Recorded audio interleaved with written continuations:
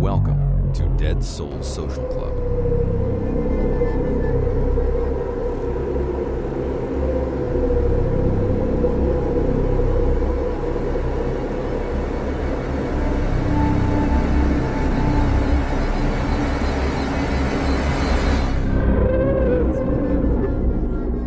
This audio presentation contains graphic details of death, violence, and controversial subject matter.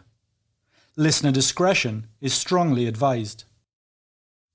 From Dead Souls Media, this is Even Stranger Things, the Montauk Project.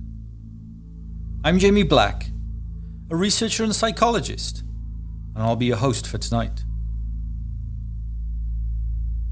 This episode is for Eloise, my good friend who suggested that I cover this subject.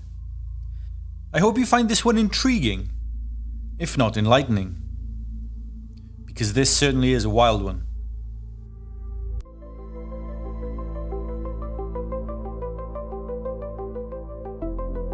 The Netflix show Stranger Things premiered in 2016. Many of you, I am sure, will be absorbed at the moment with the current and final Season 5 which is playing out on the streaming platform. The series follows a group of young friends in the 1980s who uncover a supernatural and government plot to weaponize the unexplainable. It pays homage to the classics from my childhood of Steven Spielberg, John Carpenter, Stephen King and James Cameron. It's fun, even if it's not quite as fun as the movies that it's heavily influenced by. The show's original title, while in pre-production stage, was called, quote, Montauk. This is another homage. That's because the story, the overarching conspiracy plot within Stranger Things, might actually be based on true events. Now I emphasize the word might, as it entirely depends on what you choose to believe. But even if the account of what happened is too much for you to accept, it's still a hell of a tale. This story was only a series of rumours before 1992, when a writer named Preston Nichols published a book titled, quote, The Montauk Project, Experiments in Time. The book unveiled an operation similar to the US government's MKUltra program from the 1950s and 60s. In this program, subjects interacted with chemical substances and technologies purported to influence thought, manipulate time, and pierce dimensions. MKUltra was a factual program, a genuine piece of American history. There is no dispute about that. I might record an episode about it in the near future if it's something that you guys would be interested in. Let me know in the comments. The Montauk Project was a story about government experimentation that included psychic development, extra-dimensional beings, and thought control. But unlike the television series Stranger Things, this was reality, and it was nothing like the Goonies. This is a quick overview for you guys. Your mind and how you make it up after I have shared the facts in this episode is entirely up to you. Or is it? And I found myself on this screwball project, which was known as Project Red Hawk, was the actual name, but it's popularly become called the Montauk Project, which started with the early stealth. You would know as the Philadelphia experiment. We developed the electromagnetic bottle to hide any sort of a ship in. Up to that point, it was thought that the mind of man had no sensitivity to electromagnetics, which everyone learned quite to their mistake. Yeah, the mind of man is quite sensitive to electromagnetics. And from there, research was done, which I was involved with, of how to interface the mind of man to electromagnetic systems. The idea was you could fly your fighter plane by thought. Pure thought would fly the plane or drive the ship. But it evolved into essentially a mind control device, which is what they were really looking for. The history of the Montauk Project begins with an earlier conspiracy, that of the Philadelphia experiment. You see, back in 1955, an amateur author and ufologist named Morris Jessup published a book called, quote, "The Case for the UFO, Unidentified Flying Objects." Shortly after the book hit the shelves, Jessup began to receive letters of criticism from a man named Carl Allen. Allen was writing to Jessup at the time under the pseudonym of Carlos Allende. These letters attacked Jessup's book for a lack of knowledge about the physics involved, especially Einstein's unproven unified field theory. For clarity, the unified field theory describes an attempt to unify fundamental forces of physics beneath a single theoretical framework. For example, the theory would explain how electromagnetism and gravity are aspects of the same force. Anyway, in his letter, Allen explained that he had studied, understood and witnessed proof of the unified field theory. He went on to describe the 1943 Philadelphia experiment. Carl Allen claimed to have been stationed on the SS Andrew Furuseth in the summer of 1943. He claimed to have witnessed a destroyer escort the USS Eldridge and push out from the Philadelphia Naval Shipyard with only a skeleton crew on board in order to test a top-secret technology. Outside of the harbour, the generators were engaged, and an electromagnetic field was created around the ship. Strangely, a green fog engulfed the vessel, before the ship briefly disappeared from human sight. But then, when the ship returned to the harbour, it brought with it a horrific, nightmarish and entirely gruesome scene. Some crewmates had been vaporized, others had been fused to the bulkhead of the ship. There was gore all over the place. Surviving members of the ship's crew complained of debilitating headaches and nausea. Most had succumbed to a crippling madness or mental health defect. However, not all of the missing crewmen had expired. One would re-emerge decades later with an even stranger story. His name was Al Bielek. In 1988, Al Bielek claimed to have uncovered hidden memories that had been sublimated through US government experimentation. Bielek claimed that his actual name was Edward Cameron and that he had been born in 1916. Both he and his brother Duncan Cameron were sailors in the US Navy and both on the deck of the USS Eldridge the night of the Philadelphia experiment. When the strange fog emerged, the two men, Bielek said, jumped overboard. However, they didn't land in the Atlantic Ocean.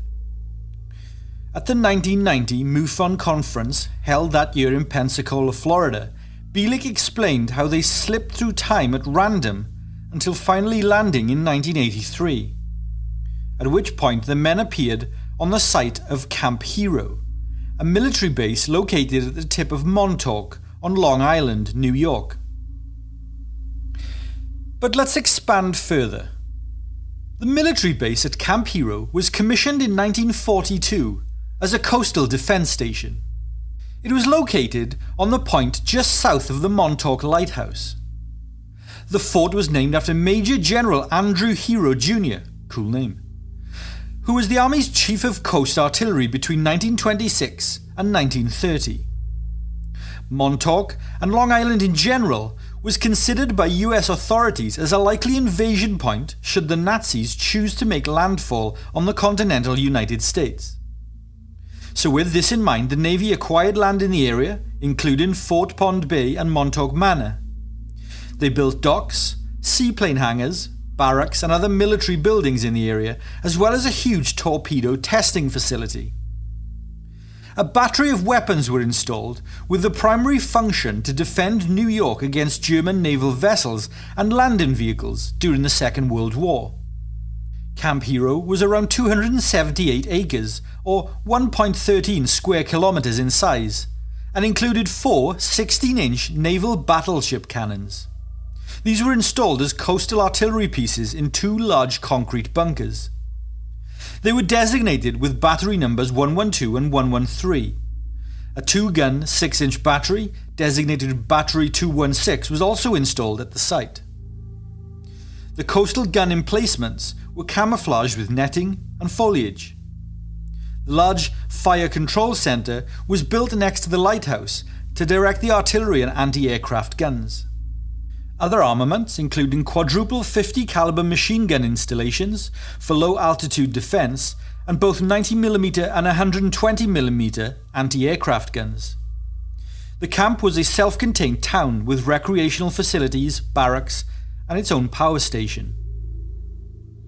The US military disguised the base as a coastal fishing village to maintain its anonymity. The military buildings were each fitted with fake exterior wood panelling and windows were painted into place.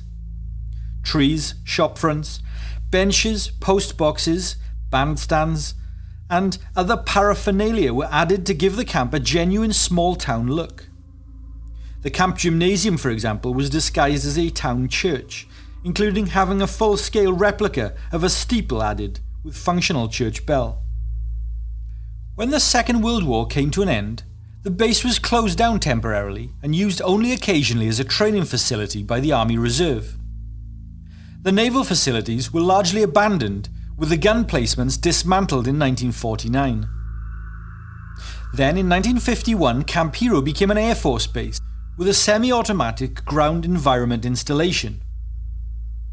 The US Air Force's Air Defense Command placed an AN/TPS-1B long-range search radar at Fort Hero and designated the site as Montauk Point L10, where it once again gained strategic importance for the Cold War period. The radar dish collated information from smaller radar dishes that ran along the eastern seaboard. This information provided the United States with a 30-minute warning for an incoming Soviet nuclear missile attack. Montauk Point Air Force Base was a state-of-the-art base by the mid-1950s, and many new systems and technology were developed and tested there, including magnetic storage memory technology, light pens, keyboards, wide area computer networks, or WANs, and modular circuit packaging. The base was fitted with electronic countermeasure technology to protect its radar tech and developmental system from electronic attack. The Montauk installation was officially shut down on the 31st of January 1981, with much of the base remaining abandoned in place. Preston Nichols claimed to have worked on site at Camp Hero, and the following events are outlined in his book.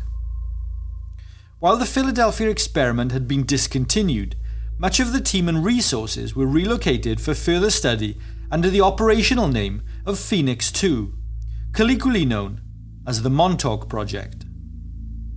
The operation was officially located at Camp Hero due to the retired Sage radar dish that could broadcast between 425 and 450 MHz, similar to the Gateway tapes.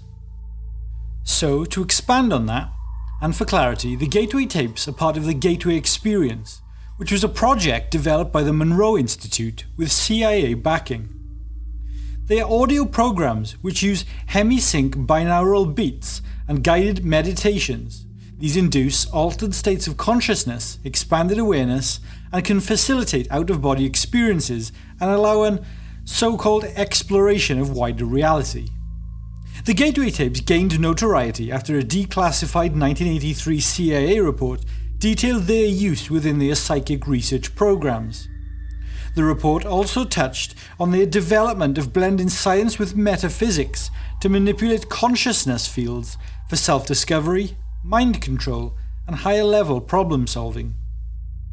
The researchers at the Montauk Project wanted to explore sound frequencies and how they could manipulate human consciousness in research which continued from Project MKUltra in the 50s, 60s, and into the early 1970s. Researchers at Camp Hero began to utilize the retired radar dish by transmitting frequencies to a single chair inside of a safe concrete satellite building. Al Bielek's brother, Duncan Cameron, was selected as the main subject for many of these experiments. He was exposed to pulse and wave frequencies amplified by gigawatts of energy. Researchers noticed a correlation between the transmitted frequencies and affected moods within Cameron. He would laugh or cry, become agitated or fatigued, In fact, the entire base would fall under the influence of these frequencies, mimicking the same emotions. These experiments eventually took a toll on Cameron, and he developed scarification of the lungs and brain tissue, which led to further grievous injuries. Somehow, he continued to walk the grounds and participate in the experiments for a time, however. Soon, the researchers attenuated the signal from the radar and expanded their subject base to unwitting army staff and civilians in the surrounding areas. The mapping of frequencies and their outcomes was only part of the experiment, and the scientists located at the facility wanted to progress to broadcasting new, alternate realities, which the data they had accrued suggested was possible, although potentially highly unstable. In the mid-1970s, the experiments included the Montauk chair using Helmholtz coils, where a stable and unified magnetic field surrounded the chair and the subject within. The first experiment they conducted was called the, quote, seeing eye. During these experiments, subjects would be seated in the Montauk chair and given an item of significance, like a lock of hair or a personal effect from a target. Then after training, they would be able to see through the eyes of their targets whilst in the chair, and with the aid of the generated current being targeted into them. This experiment is similar to the Stargate project, whereby a US Army unit from the late 70s, which has since been confirmed by declassified documentation, were experimenting and conducting tests with subjects who were trained in remote viewing.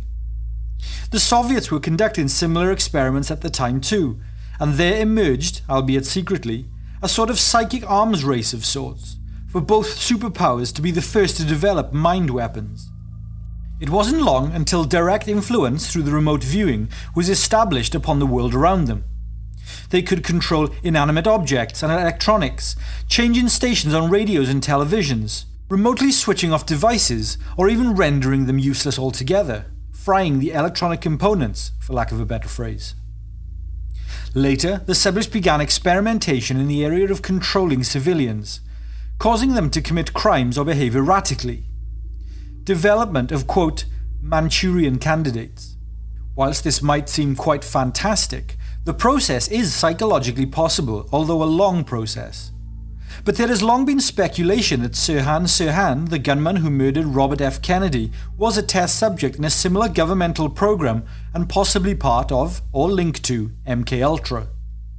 As the experiments continued, researchers noticed that their results sometimes occurred over a longer time frame.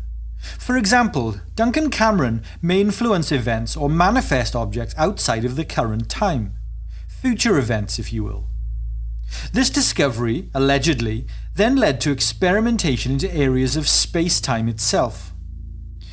Duncan Cameron, it said, created an aperture at 20-year intervals, a sort of portal that would allow them to travel to the past and to the future. The base researchers began to send men through, both soldiers and scientists, with the aim of exploring what was referred to at the time as the hyperspace. It was during these experiments that Cameron began to report sensing an external force, an outside influence that he felt was a higher intelligence. Lab assistants fixed radio and video transmitters to the exploratory crews, which fed a live feedback into the base monitoring laboratory at Montauk. In further developments, homeless people from New York City were abducted for experimentation. They were seen as ideal candidates to send through the portals, in effect testing the impact of travel on the human body. According to an NBC News article published on February 27, 2011, human experimentation by the US government on homeless, the disabled and prison inmates is regrettable, but has happened with regularity over the last 7 decades. Nichols claimed that there was a large on-site library of videotapes for every experiment conducted using the, quote, portal. Tapes, he said, that he himself had watched in their entirety. As time went on, it was alleged that the team behind the experiments also began to abduct boys between the ages of 10 and 16 and send them through the portal. Their initial orientation training was always the same. They would allegedly travel to the year 6037 to a world that was in ruins and which was described as stationary, stagnant, and without life. The engineers ran the transmitter non-stop to conduct these experiments, peaking at more than 10 gigawatts per hour. but it's alleged that device escaped their control. It had fallen into synchronization with something or someone else. Some witnesses speculated that this was the higher intelligence that Duncan Cameron had sensed, although this is pure speculation. This surge in synchronization created what was described as a sort of rift or aberration in the portal. It was August 12, 1983, when the incident occurred. From the portal, out of the aberration, emerged something that couldn't be controlled. A being. A creature. A life force or entity was manifested at the Camp Hero site. Some later claimed that it was some kind of subconscious manifestation, a generated anomaly born from a huge surge of power through the brain in the Montauk chair, a manifestation of the mind, or a living nightmare. Others claim it was a higher intelligence from another plane, the sensed intelligence Cameron had warned about. The witnesses who saw the beast saw something different. The creature attacked, destroying equipment and buildings on site. It reacted out of fear or anger. It was around 18 to 20 feet in height. It had 4 limbs. It was difficult to say if they were arms or legs. It used them to both walk and grab things. It was a dark red or brown and appeared muscular. It certainly had more power than any of the humans on site. Meanwhile, the transmitter could not be powered off or interrupted. The surge was sucking more and more power from the generator. The consumption was huge. It drained more power than several industrial plants working at full capacity. More power than the Hoover Dam could generate itself. The entire site lit up like it was daylight. Bright flashes of light beams and pops of sparks rained down, while a deep and low-frequency hum of electrical din droned loudly. The electrical hum was physically felt, and it shook buildings, vehicles, and people. The researchers attempted to disengage the power and disconnect the data cabling, but it wasn't until an acetylene torch was used to cut through the equipment that the aperture through time, the portal, or hole to who the hell knows, was finally closed. As the portal slowly closed with a huge and almost deafening sucking sound, the manifestation stepped back and slipped inside, lashing out as it did so. Nichols claims a military team of Black Berets eventually descended upon the Camp Hero site and transported the majority of witnesses off-site. Nichols doesn't know where they were sent and never saw those men again. Construction teams poured concrete through the halls of the underground base at the Montauk facility, and it was discontinued with immediate effect. The Montauk project sold over 100,000 copies and became a cult classic in the early 1990s. Following its success, Nichols authored 5 additional volumes. Whilst many adhered the story of the Montauk project, they also began to project themselves into the narrative. They swore that they were, quote, Montauk boys, previous test subjects that had their memories surpassed, though had been awakened by their sublimated memories resurfacing as the news of the project broke. Just as Al Bielek had described, Stuart Swerdlow was a notable example. Swerdlow claimed that the Montauk project targeted boys that they believed to be expendable, those who were runaways or street kids, as they figured no one would miss them or even know that they had disappeared. He claimed they would fracture the minds of these boys by freezing, starving and beating them, breaking them down subconsciously to create a clean and base slate with their minds. They would be tortured while under the influence of psychedelics, with the purpose of expanding their abilities and making them pliable for future experiments.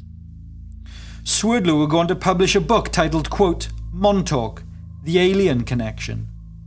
It detailed some of his early life and involvement in the project. Some skeptics have pointed to Swerdlow's spotty history as a sign that he's a potential grifter. So Swerdlow pled guilty to embezzlement charges in the early 1990s for taking hundreds of thousands of dollars from a local food distributor. He served time in federal prison for this conviction. For balance, Swerdlow has stated that he was framed and that this conviction was a direct attack to discredit him. Do with this information what you will. After serving his time, though, he plugged into the Montauk narrative and eventually transitioned to becoming a New Age advisor, providing psychic guidance for a fee. While some suspected Swerdlow of financial exploitation, others had even deeper suspicions. In 1998, Chris Ketchum wrote an article for Gear magazine titled, quote, "It Came from Outer Space." In the article, Ketchum reported that over 25 boys had claimed to have participated in the Montauk Project. By this point, the boys were now grown men, and they made the pilgrimage to visit Preston Nichols, some travelling across the country. Many of these boys had come from broken homes. One example was Anthony Kraft, who had been in the foster care system.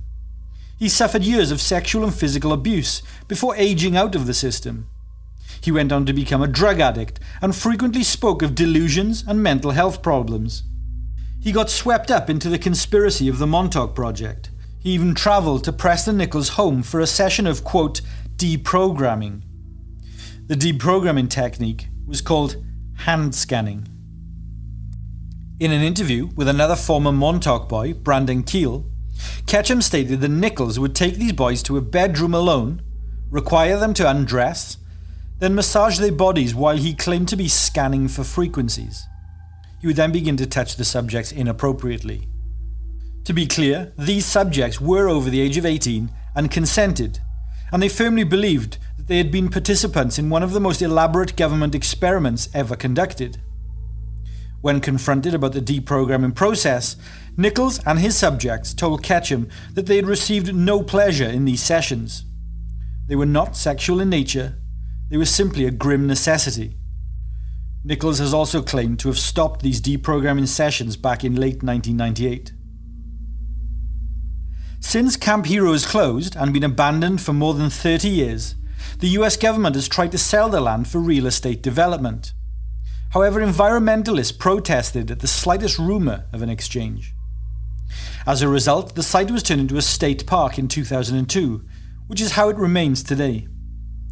The derelict buildings and remaining underground tunnels are off limits to the public, but some urban explorers have trespassed into these areas with the hopes of uncovering some proof of the Montauk Project.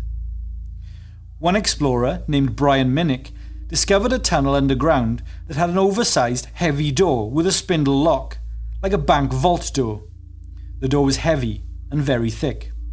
Minnick uncovered rooms decorated with psychedelic wallpaper, and many have posited that these rooms were used for some of the experiments. Minnick also filmed the remnants of damaged machinery and technology that he didn't recognize. The rooms, he said, were clearly some kind of scientific research facilities in nature, laboratories if you will. Most notably, Minnick claimed to have discovered records that indicated vast quantities of food purchased for Camp Hero in the late 1980s. It totaled to over $80,000 in value per month, and this was even though the base had been officially decommissioned well before, back in 1983. So this sum of money is the equivalent to around $220,000 worth of product in today's value. That would feed a hell of a lot of people. In July 2008, a strange and discoloured creature washed ashore near Camp Hero. 4 girls walking along the beach at Ditch Plains stopped to inspect what they thought was the body of a sun-baked dog. Jenna Hewitt, 26, of Montauk, and 3 friends said that they found the creature on July 12th at the Ditch Plains beach 2 miles east of the district. I'll post an image of the creature in the description of this episode. The creature had cloth-like bindings around its legs, and it had what looked like a beak instead of a snout. Within the beak, bizarrely, were rows of sharp teeth. An image taken by the girls was first published in The Independent before it was picked up by Gawker and circulated internationally. Loren Coleman, the director of the International Cryptozoology Museum, travelled to New York, but by the time he arrived, the body of the creature was gone. Local people speculated the creature came from the Animal Disease Center at nearby Plum Island. Perhaps the creature had escaped from the laboratory and died in the water. However, later, visitors to the Animal Disease Center confirmed that security measures were extensive and an animal escape was extremely unlikely. Others began to speculate that the creature was the result of experiments conducted at Montauk, that somehow the aperture had never closed. Loren Coleman would later confirm that this theory was the most plausible. William Wise, director of Stony Brook University's Living Marine Resources Institute, stated that the creature was likely a decomposed raccoon. He explained that decomposition, combined with impacts of rough water, can cause what is known as slippage within the makeup of a dead creature. This is when skin and underlying fat separate from one another to cause the distorted appearance of the Montauk monster. However, in 2020, there appeared another creature on the same beach of Montauk. It was almost identical to the first, and it appeared shortly before the 4th of July, the exact same time of year as the creature from 2008. Whilst the proposition of a decomposed raccoon has been put forward, both creatures discovered on the beach have had solid beak-like snouts, making raccoons seem unlikely to those who are critical of the scientific explanation. Is there a more supernatural explanation, do you think? The Montauk Project is another entry in a long catalogue of conspiracies that surround the United States government and military organizations. Attempts to not only explore but weaponize the human mind might seem like science fiction, but declassified documents and a number of government staff, military and politicians have admitted over the years of numerous such experiments within the last 70 years. MKUltra, which ran between 1953 to 1973 officially, is the first example that comes to mind. That is along with Project Stargate, which ran from 1970 to 1995. This was a series of experiments and operations investigating psychic phenomena, particularly, quote, remote viewing. The Pentagon Reincarnation Project of the 1980s, which hypothesized that consciousness could be a quantum entity persisting after physical death, and the subsequent 10-year research into investigating that. There's also Project Sunshine, Project Blue Book, the Hotel Memo, the Robertson Panel Report, the Majestic 12 Papers, Operation Northwoods, the CIA 1973 Remote Viewing of Jupiter Session, the CIA Psychic Interrogation Sessions of the 1970s, the CIA Cosmic Logs of the 1960s, the Friedman UFO Briefing, the 1984 Psychic Probing of Mars, and Operation Paperclip. All of these, when you research them, seem like a crazy Stephen King novel or a Steven Spielberg movie. But they are all 100% real and genuine US government programs that have been declassified and revealed to the general public. These are not even speculation or rumoured, they are factual. Which makes you think, well, if this is what they are declassifying, what the hell are they still keeping secret? The Montauk Project is what gave the initial inspiration to the writers of the hit science fiction series Stranger Things. But if this project, like many other similar government projects, gets fully declassified, then we truly do have even stranger things to consider in our realm of reality. I'll end on a quote by Professor Walter Kochnig. He said in 1930, "Keep an open mind, but not so open that your brains fall out." Good night, everyone.